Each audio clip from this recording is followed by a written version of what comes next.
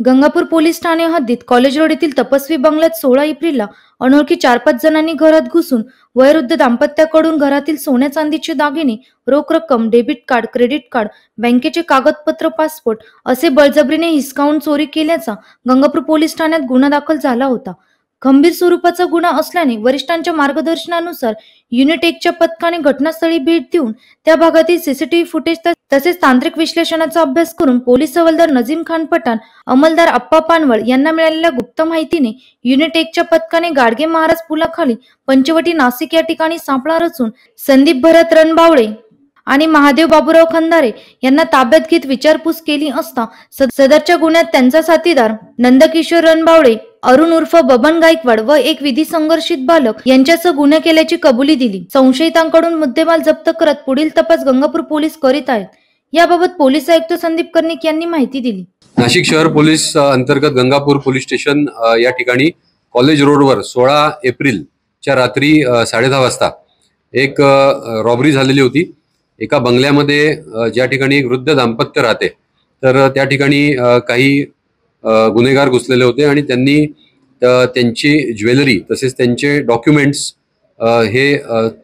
लंपास केले आणि त्याचबरोबर त्यांना हा बंगला आपण खाली करावा यासाठी त्यांनी दमदाटी केलेली होती। तर या गुन्ह्याची उकल करण्यासाठी नाशिक शहर क्राईम ब्रांचचे अधिकारी आणि अंमलदार पूर्ण जोमाने कामाला लागलेले होते आणि त्यांनी त्या ठिकाणी जे गुन्हेगार हा गुन्हा करायला गेले होते त्याचबरोबर जो बिल्डर डेव्हलपर ही जागा खाली करून घेण्याच्या साठी ज्यांनी हे क्रिमिनल तिकडे पाठवले होते त्या दोघांनाही अटक केलेली आहे आणि संपूर्ण मुद्देमाल जो आहे म्हणजे त्यांचे पासपोर्ट्स असतील, आधार कार्ड्स, पॅन कार्ड्स आणि बाकी जो मुद्देमाल आहे तो त्यांनी रिकव्हर केलेला आहे। त्याबद्दल मी crime branch unit 1, ACP crime, DCP crime व आमचे 2 अंमलदार ज्यांनी हे डिटेक्शन केले, नाझम आणि अप्पा पानवळ यांचे मी अभिनंदन करतो। या आरोपींची ज्यांनी ऍक्च्युअल गुन्हा केलेला आहे त्यांची पार्श्वभूमी नाहीये, पण हा जो काही बिल्डर आहे तर त्याला ही साईट डेव्हलप करायची किंवा ही साईट डेव्हलपमेंटला घ्यायची आणि कोणाला तरी फिरवायची आणि त्यामध्ये कमिशन घ्यायचं अशा प्रकारचा त्याचा हेतू होता। त्यामुळे या लोकांना घाबरवण्यासाठी त्यांनी हा प्रकार केलेला निष्पन्न झालेला आहे आणि हा जो काही बिल्डर आहे ह्याच्यावर एक जुना 376चा म्हणजे 2023चा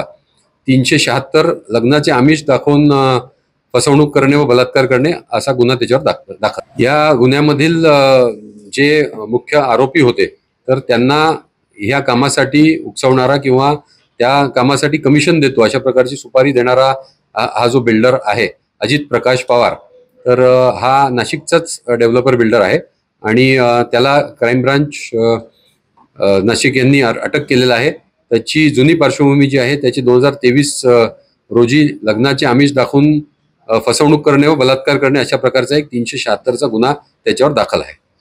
सदरची कामगिरी पोलीस आयुक्त संदीप कर्णिक, पोलीस उपायुक्त प्रशांत बच्चाव, सहाय्यक पोलीस आयुक्त डॉक्टर सीताराम कोल्हे यांच्या मार्गदर्शनाखाली गुन्हे शाखा युनिट 1 चे वरिष्ठ पोलीस निरीक्षक मधुकर कड, सहाय्यक पोलीस निरीक्षक हेमंत तोडकर, पोलीस उपनिरीक्षक चेतन श्रीवंत, पोलीस हवालदार नजीम खान पठाण, रमेश कोळी, महेश साळुंके, शरद सोनवणे, धनंजय शिंदे, पोलीस नाईक मिलिंद परदेसी, प्रशांत मरकड, पोलीस अंमलदार अप्पा पानवळ, नितीन जगताप, विलास चारोस्कर, अमोल कोष्टी, जगेश्वर बोरसे, सहाय्यक पोलीस उपनिरीक्षक किरण शिरसाट, पोलीस अंमलदार समाधान पवार, सहाय्यक पोलीस उपनिरीक्षक वसंत पांडव, सुरेश माळोदे, सुगन साबळे, पोलीस हवालदार राजेंद्र लोखंडे आदींनी केलेली आहे। एनसीएन न्यूज साठी प्रतिनिधी रोहन दानी, नाशिक।